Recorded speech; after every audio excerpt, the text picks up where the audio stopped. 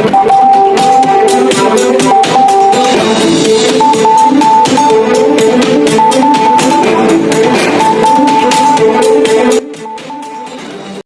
kita lanjut, jangan lupa di like, komen, dan subscribe. Sudah melaksanakan doa haul daripada proklamator negara Republik Indonesia yang kita cintai ini,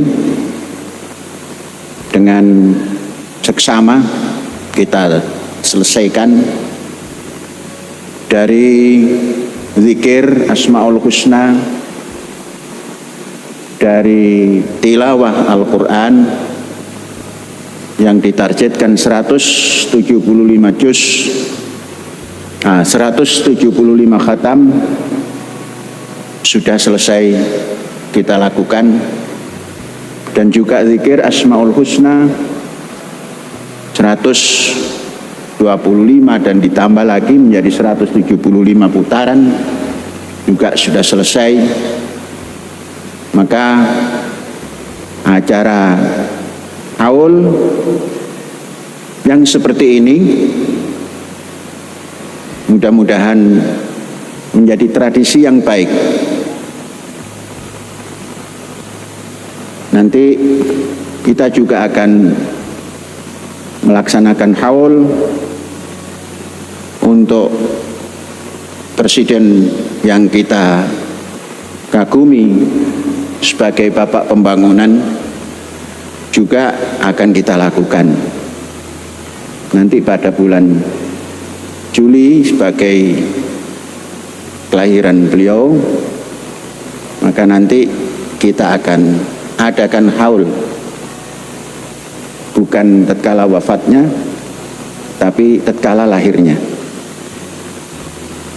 Mudah-mudahan kita bisa meniru perjuangan baik daripada proklamator dan juga kelakuan baik oleh Bapak Pembangunan Indonesia. Ini tujuan daripada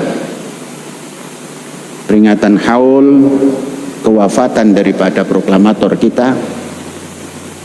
Mudah-mudahan saudara dan para pelajar, guru bisa menggali apa pikiran-pikiran yang dicetuskan oleh Bung Karno untuk mengajak rakyat ini menjadi bangsa yang punya harga diri dan bangsa yang berkepribadian, bangsa yang berkebudayaan, dan bangsa yang mandiri dalam ekonomi. Mudah-mudahan itu bisa ditelusuri, dan kalau saudara-saudara belum memiliki buku tentang Bung Karno, carilah buku yang bertitel Di Bawah Naungan Bendera Revolusi. Carilah yang terbitan jilid pertama. Kalau itu sudah saudara baca, maka carilah jilid keduanya. Bagaimana jalan pikiran tatkala tertuang sebelum merdeka, dan bagaimana jalan pikiran setelah merdeka. Itu ada di jilid 2. Nah, dari situ saudara akan mengenal siapa pemimpin Indonesia. Jangan mengenal pemimpin Indonesia hanya dari apa yang tertera di dalam sejarah yang singkat. Bacalah apa yang difikirkan dan digagas oleh pemimpin-pemimpin Indonesia yang menghantar kepada kemerdekaan. Saudara-saudara, sebab merdeka ini sesuatu yang sangat mahal, namun bisa ditempuh. Sebelum merdeka, kita diajak merdeka secara teoritis. Kemudian setelah teoritis itu kita tempuh, maka kemerdekaan itu harus dilakukan secara praktis dan sukarela. Sehingga kita menjadi bangsa yang merdeka ini tahu diri. Untuk mengukur tahu diri kita terhadap kemerdekaan adalah tertanam dalam jiwa kita. Merdeka teoritis sudahkah kita lakukan, internalisasikan kepada jiwa kita, yakni ruh, sehingga ruh kita itu menjadi ruh yang sangat merdeka. Merdeka itu tidak dibatasi oleh kaidah-kaidah yang irasional. Maka tatkala roh kita, jiwa kita ini merdeka, kita bisa membuat satu kaidah yang rasional, dan itu dituntut harus memiliki kemerdekaan fikir. Jadi kemerdekaan fikir ini harus selalu menciptakan sesuatu yang baru untuk mengangkat harkat martabat umat manusia. Kemudian didukung oleh ilmu. Maka jangan pernah berhenti menuntut ilmu. Saudara-saudara, saya sudah katakan bahwa hitungan kehidupan itu adalah tahun. Tahun itu laksana batang atau pohon atau tegakan pohon yang mempunyai dahan, mempunyai cabang dan ranting, mempunyai daun. Maka kalau kita tamsilkan pada tahun itu adalah batang. Kemudian bulan-bulan yang ada dalam satu tahun itu adalah dahan. Kemudian cabang-cabang ranting itu adalah hari. Kemudian daun-daun yang rindang itulah adalah jam. Maka hidup ini harus diatur. Satu hari itu cuma 24 jam. Maka imbangkan antara istirahat saudara kepada kerja saudara, ini harus imbang. Kalau kerja 8 jam, berilah kebebasan fisik ini untuk istirahat 8 jam. Maka 8 ditambah 8 menjadi 16, tinggal 8 lagi. Saudara-saudara, berikan hak hidup untuk fisik kita, disitulah makan. Berikan 2 jam untuk makan. Kalau yang makan 3 kali, cukupkan 2 jam itu.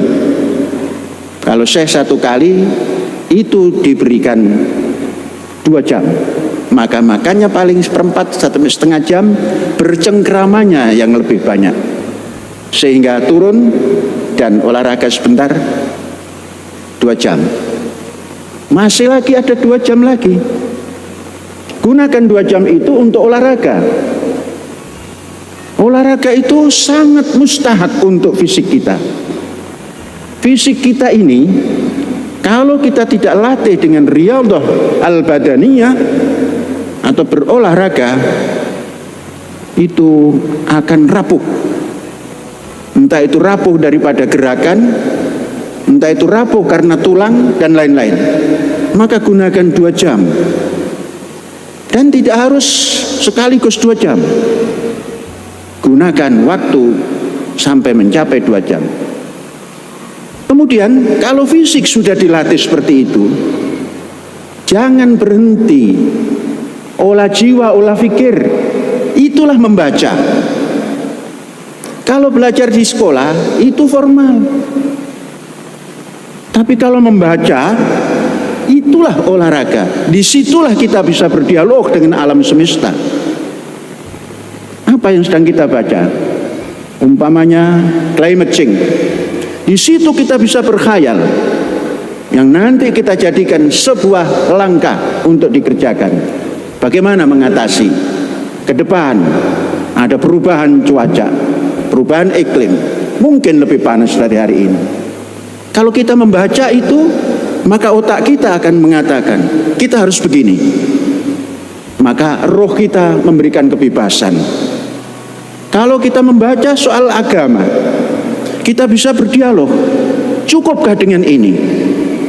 Maka otak kita akan mengatakan harus ada pembaharuan. Maka roh kita akan mengatakan kamu punya kebebasan untuk berbuat itu, karena kamu sudah punya pegangan. Kalau seorang muslim, peganganmu Quran dan kitab-kitab para nabi, baca itu, maka jiwa kita akan merdeka. Saudara-saudara, membaca inilah olah jiwa, olah fikir. Membaca. Saya memberikan istihwa atau sugesti kepada saudara-saudara dan para pelajar, guru dan semuanya. Saya itu bangun tidur, setelah menyelesaikan segala sesuatu, gerak. Saya menyiapkan ruangan terbuka dengan berbagai macam tanaman yang saya tanam dan saya rawat. Di situ saya duduk. Setelah berjalan 15 menit membaca 1 jam, kemudian bergerak lagi 15 menit membaca lagi setengah jam, bergerak lagi sampai terpenuhi 4 jam dan 2 jam. Jadi olahraga fisik dan olahraga jiwa dan fikir diseimbangkan. Begini saja sudah lumayan. Sehingga kita tidak kena ardhalul umur. Doa Kanjeng Nabi itu mengatakan Allahumma inni a'udzubika min an uradda ila ardhalil umur. Duh Gusti, jauhkan saya daripada dikembalikan pada umur yang tidak bisa menanggapi kehidupan, alias nukib. Ini bahasa Jermannya nukib, Jerman Barat.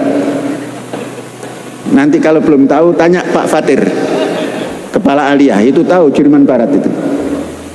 Kalau itu kita lakukan, insya Allah sihah badaniyah wa sihah ruhiyah wa sihah ilmiyah wa kullu syai' sihah fit tafkir, sehat semuanya.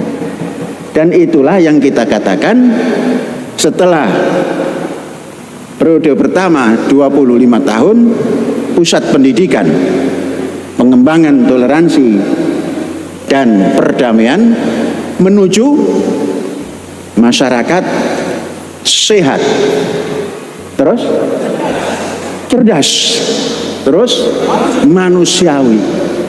Unsur segala sesuatu itu sehat. Tidak ada orang cerdas kalau tidak sehat. Sehat itu fisik dan mental. Baru bisa cerdas. Cerdas itu bukan pintar. Cerdas itu bisa menanggapi apa saja. Kesulitan apapun itu kecil kalau kita sehat dan cerdas. Ada orang yang diterpa oleh ini itu terus merungkut. Tahu merungkut? Ini juga bahasa Jerman Barat ini. Nah, terus wajahnya nampak seakan-akan sedih, padahal ia sedih. Tidak. Kalau orang sehat cerdas tidak ada itu. Apapun yang diterpakan, tusimahum fi wujuhihim min asaris sujud. Ada bekas sujudnya. Ya cukup dengan jempol, cukup dengan senyum. Itu sehat, itu namanya, itu cerdas. Untuk apa sedih? Sedih itu tidak ada artinya. Kalau kita mengadu nasib kita kepada anak Adam atau manusia, tidak bakalan mendapatkan solusi. Seperti halnya kita meminta Rahman Rahim pada orang yang tidak memiliki Rahman Rahim.